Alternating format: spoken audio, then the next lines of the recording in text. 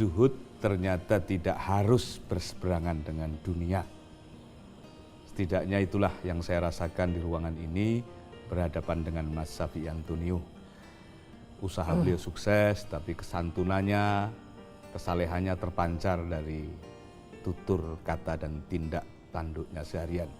Jangan salah, saya juga berdiskusi dengan orang-orang terdekat Anda loh, Mas Syafi'i. Gimana orang ini? Galak nggak sehari-hari?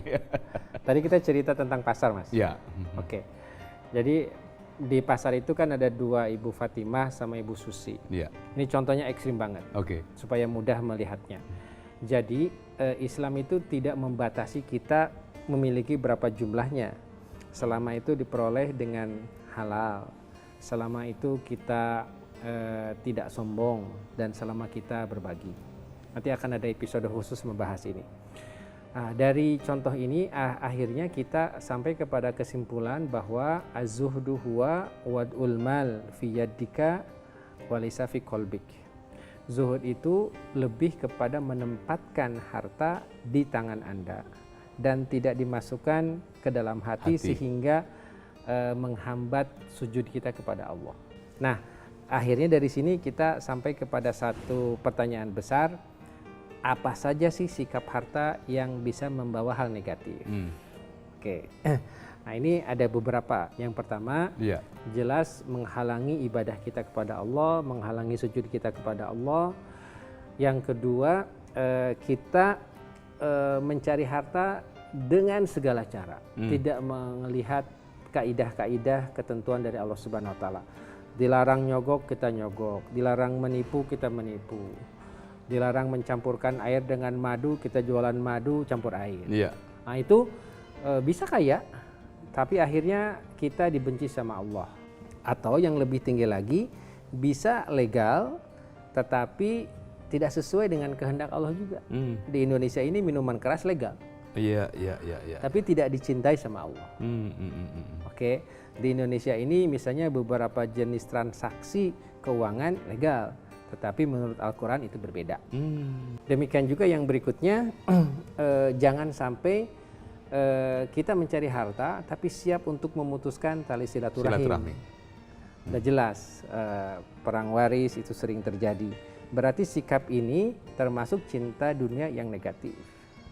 Ada lagi yang berikutnya, cinta kepada dunia tetapi berorientasi pendek. Yang penting gua harus dapatkan proyek ini. Walaupun setelah itu akhirnya jadi musuhan dengan mitra sendiri. Itu kan banyak. Dan saya sudah kenyang ditipu orang. Ditipu teman, partner bisnis. Ustadz aja ditipu, apalagi orang lain. Belum dilanjutkan, Mas Syafi'i. Kalau Anda ditipu itu reaksi Anda gimana sih pertama? Saya punya prinsip sekarang kalau ditipu orang itu. Kalau angkanya 2 miliar ke atas, kejar ke pengadilan. Tapi jika angkanya 2 miliar ke bawah, nggak usah dikejar. Anda akan habis waktu untuk ngurusin ini dan habis energi. Lepasin aja. Pelepasannya itu dengan rasa seperti apa? Sesungguhnya ada hadis lagi. Gini, jikalau kita ditipu, tanya kepada yang bersangkutan, mau ngembaliin nggak? Mau bayar nggak? Nah, kalau kata dia nggak mau bayar, ya sudah, nanti akan saya kejar di akhirat. Nah, di akhirat kita akan request kepada Allah, ya Allah, mitra saya ini sudah menistakan aturan Engkau, sudah mengingkari kewajibannya, sudah menzolimi saya, sudah menipu saya. Saya ingin keadilan di hadapan Engkau di yaumil mahsyar.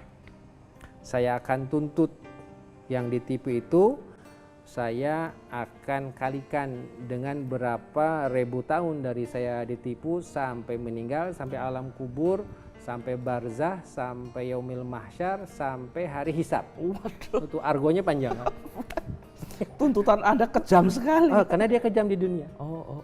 Oke, kan itu tinggal. Kalau di dunia nggak bisa, ya sudah kejar sampai akhirat. Akhirnya ada satu hadis yang mengatakan bahwa di akhirat itu kan tidak ada mata uang, tidak ada dolar, tidak ada yen, tidak ada pound sterling. Yang ada mata uangnya apa? Amal soleh.